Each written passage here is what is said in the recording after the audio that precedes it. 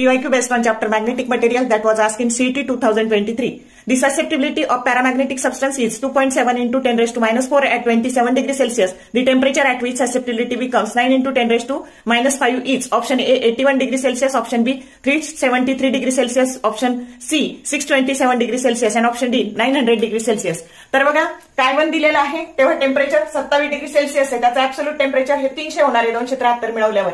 काय टू दिलेलं आहे 9 into 10 raised to minus 5 T2 विचारलंय. According to Curie's law the susceptibility is inversely proportional to absolute temperature आणि म्हणून काय1 बाय काय2 that is equal to T2 by T1. T2 साठी फॉर्म्युला अरेंज केला, व्हॅल्यू सबस्टिट्यूट केल्या, तर आता हे 10 raised to minus 5 डिनॉमिनेटरचे न्यूमरेटरला गेल्यावर प्लस झाले आणि हे झाले मग 27 by 9 म्हणजे हे आले 300 into 3 दॅट इज 900 केल्विन. पण ऑप्शन डिग्री सेल्सिअस मध्ये दिलेले असल्यामुळे त्यातून 273 वजा करायचे आणि करेक्ट ऑप्शन तुमचा सी आलेला आहे 627 degree Celsius. For more useful tips and tricks keep watching wings of physics. Thank you very much.